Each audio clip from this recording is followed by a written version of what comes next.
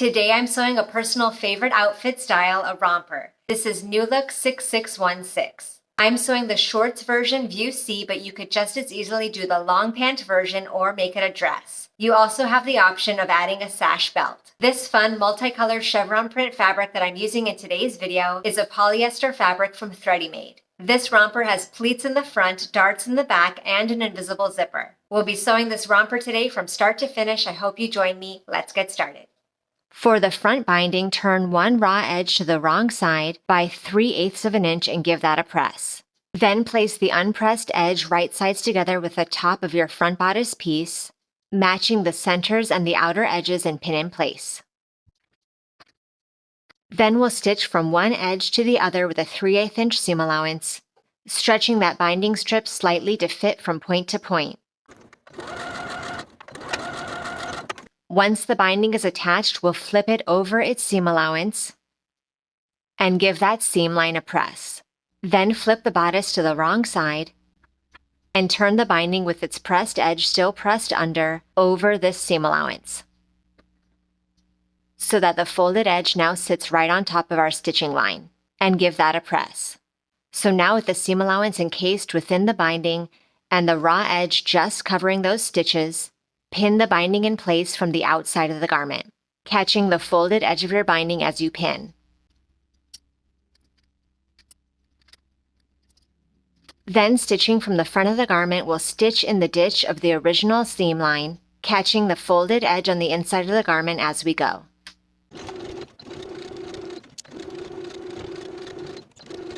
Now we'll prepare and apply the back neckline bindings in the same way as we did for the front. First pressing the bottom edges to the wrong side by 3/8 of an inch, then pinning the binding to the back neckline along the top edge matching the raw edges for both back pieces.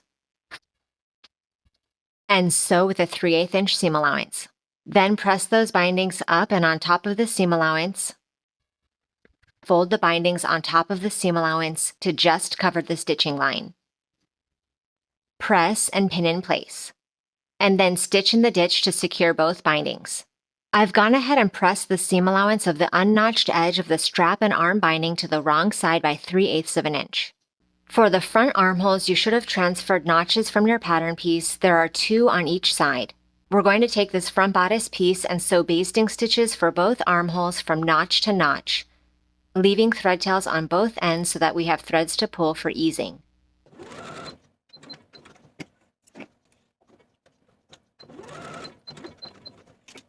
Now I'm going to apply the armhole bindings and the straps to the front and back bodice pieces. We're going to align the raw edges right sides together so that the dot from the pattern piece matches with the binding edge. Also align the notches and pin in place, and the bottom edges. So now I've done that for my front armhole, and I'll repeat for the back armhole. Once again, matching the dot with the binding edge, and then pinning the remaining raw edge. Now I'll pull the basting stitches to ease that fabric between those points. Now that the bindings are in place and the middle section of the front armhole is eased in, stitch the binding with a 3/8 inch seam allowance for the front and back bodice pieces.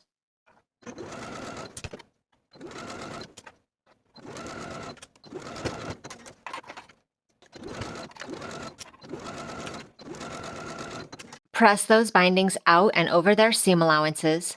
As I press those bindings out, I also press the binding of the strap in the center section that connects the front and back by 3/8 of an inch. Now we'll take the binding and press it over its seam allowance just as we did for the necklines, pressing those 2 seam allowances of the strap in half to encase it in place. Then we'll stitch in the ditch from the underarm of one bodice piece all the way across the strap, stitching those edges together, and then down to the underarm of the opposite bottom piece.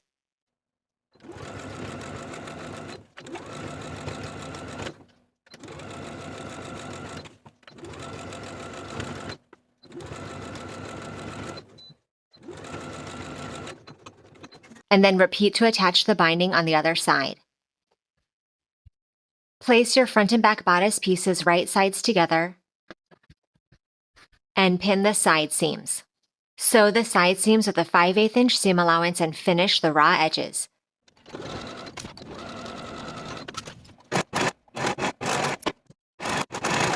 For the side seams, I chose to finish each edge of the seam allowance separately and press the seam open. This leaves the top of that seam allowance separated from the front and back bodice pieces along that binding.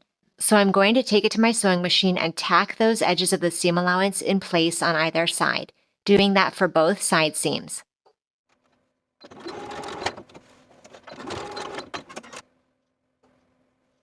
Along the top of the pants front piece, we have lines indicating our pleats.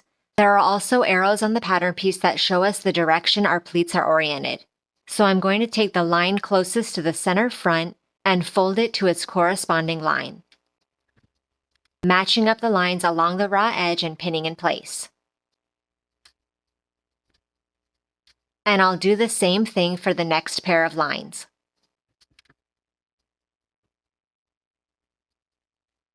Then I'll baste those pleats in place.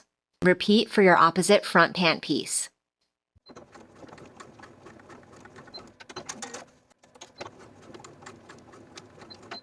Here is the top of my back pant piece, and I've transferred the dart lines from the pattern piece. Now I'm going to fold the dart in half and pin through one dart leg and out the other. And I'll repeat this for both back darts. We can sew the darts from the top to the point, leaving thread tails at each point so that you can tie them in knots.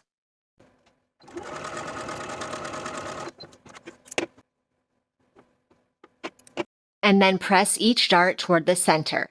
Now I'll place the corresponding front and back pant piece right sides together and pin the side seams and the inseam.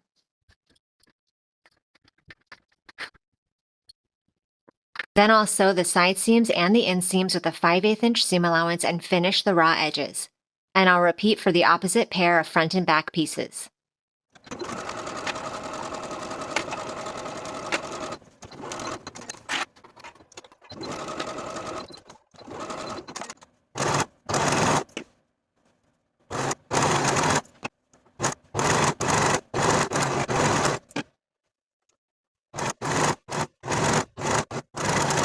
For both front and back pieces, I've gone ahead and finished the raw edges with my serger. Now with one set turned inside out and the other set right side out, I'll place one inside the other and pin along the crotch curve.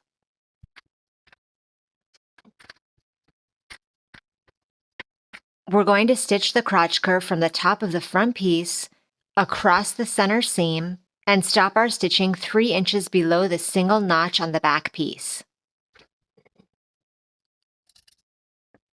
I've marked the point where I want my stitching to stop on the back piece. When I get to that point, I'm going to backstitch to secure. Sew with a 5/8 inch seam allowance.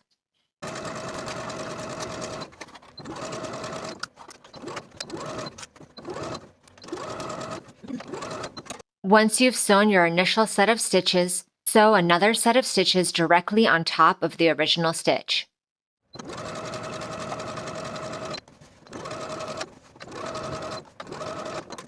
For both of my bodice center back edges, I've gone ahead and finished those raw edges with my serger. Now I'll place the bodice and the shorts right sides together, matching the raw edges all the way around.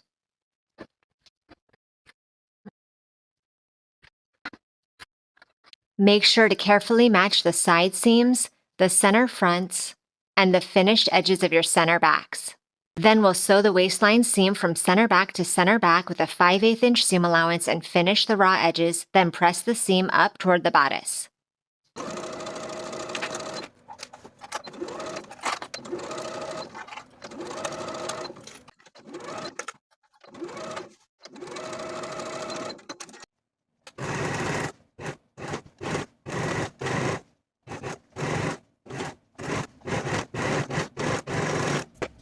I'm going to open up my zipper and take it to the ironing board to press open those coils on both sides of the zipper tape. Now I'm going to take the right zipper tape and place it right sides together with the right side of the back bodice. I want the top zipper stop to be flush with the top edge of the binding. And I want the teeth of the zipper to be 5/8 of an inch away from the outer finished edge, and pin in place.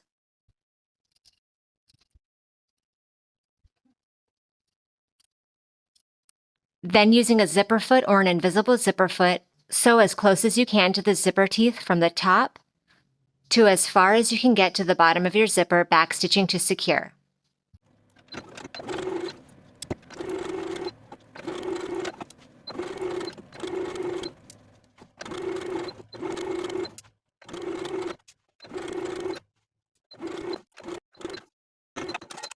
Now that the right side of the zipper tape is attached, take the left zipper tape and place it right sides together with the left back bodice, once again aligning the top zipper stop with the top edge of the binding and pinning in place so that the zipper teeth are 5/8 of an inch away from the finished edge, pinning all the way down. And then sew close to the zipper teeth from the top to as far as you can get to the bottom of the zipper, just as we did to attach the right side. Once both zipper tapes are attached, close the zipper. Turn the garment inside out, and we're going to stitch close the opening in the back pant, pinning the seam allowance from where the zipper stitches stopped to where our crotch stitches stopped earlier. Now with the zipper foot still attached to the machine, I'm going to sew this area shut, aligning these new stitches with the previous sets of stitches on either side.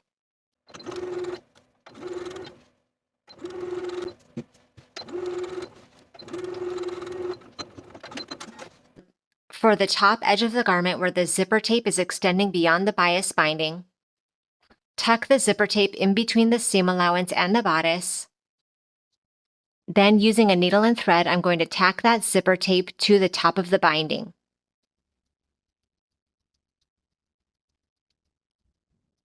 And I'll do that to tuck and finish the top of the zipper tape on both sides. For the bottom hem of the shorts, I'm going to press the raw edge to the wrong side by 1/4 of an inch all the way around for both pant legs. Once I have that initial fold in place, I'll take it to the ironing board once more and press it up to the wrong side by 1 inch all the way around.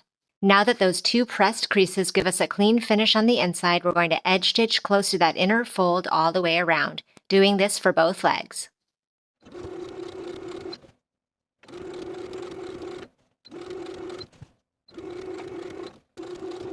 And now this romper is complete. Thank you for watching this sew along. Make sure you subscribe to the channel so you don't miss notifications every time a new full-length sewing tutorial comes out. And I'll see you in the next video.